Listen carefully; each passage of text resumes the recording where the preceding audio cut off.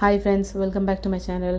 இன்றைக்கி ஒரு ஹெல்த்தியான லஞ்ச் பாக்ஸ் ரெசிபி தான் வந்து பார்க்க போகிறோம். பச்சை பயிறு சாதம் வாங்க எப்படி செய்கிறதுன்னு பார்க்கலாம். ஸோ இது செய்கிறதுக்கு ஃபஸ்ட்டு வந்து ஒரு மசாலா அரைச்சி எடுத்துக்கலாம்.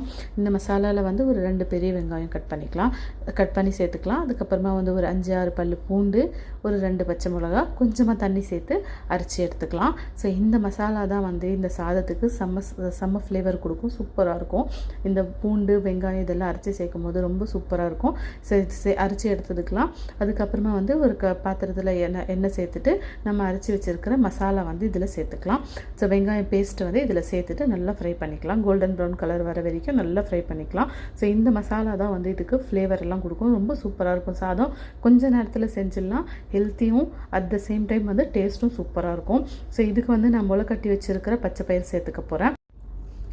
கூடவே வந்து ஒரு 2 டீஸ்பூன் சால்ட் சேர்த்துட்டு நல்லா ஃப்ரை பண்ணிக்கலாம். இந்த வெங்காயம் வந்து கோல்டன் ப்ரௌன் கலர் வந்த உடனே வந்து நம்ம தக்காளி சேர்த்துக்கலாம். பெரிய தக்காளி வந்து ஒரு தக்காளி இல்லைனா சின்ன 2 தக்காளி சேர்த்துட்டு நல்லா மிக்ஸ் பண்ணிக்கலாம். அது நல்லா மேஷ் ஆகிற வரைக்கும் நல்லா ஃப்ரை பண்ணிக்கலாம்.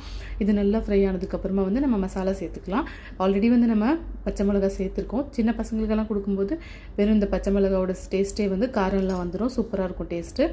அப்படி இல்லை கொஞ்சமாக தேவைப்படுதுன்னா கொஞ்சமாக வந்து ரெட் சில்லி பவுடர் கொஞ்சமாக சேர்த்துட்டு கூட செஞ்சுக்கலாம். பாருங்கள், நல்லா ஃப்ரை பண்ணிக்கலாம். அந்த எண்ணெய் நல்லா பிரிஞ்சு வர வரைக்கும் நல்லா ஃப்ரை பண்ணிவிட்டு நான் வந்து முளைக்கட்டி வச்சுருக்கிற பச்சை பயிறு ஒரு கப்பு ஃபுல்லாக சேர்த்துக்கலாம். இது வந்து ஹெல்த்துக்கு அவ்வளோ நல்லது, ப்ரோட்டீன் ரிச்சு.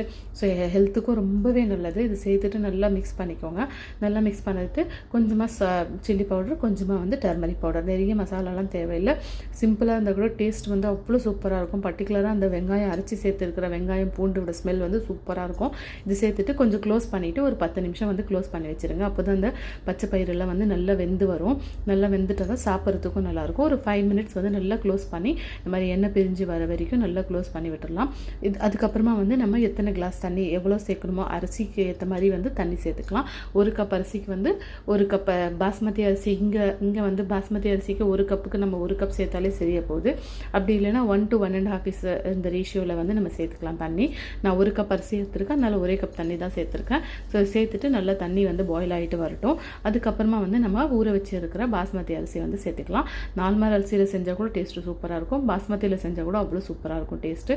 இது சேர்த்துட்டு நல்லா மிக்ஸ் பண்ணி விட்டுட்டு உப்பு வந்து செக் பண்ணிக்கோங்க. டேஸ்ட்டு சால்ட்டு கரெக்டாக இருக்கான்ட்டு செக் பண்ணிவிட்டு அதுக்கப்புறமா நல்லா மிக்ஸ் பண்ணி விட்டுட்டு ஒரு 5 மினிட்ஸ் வந்து ஃபுல் ஃப்ளேமில் வச்சு நல்லா கொதி வரும்போது சிம்மில் வச்சுட்டு க்ளோஸ் பண்ணிவிட்டு 10 to 15 மினிட்ஸ் வச்சாலே வந்து நல்லா வெந்து வந்துடும்.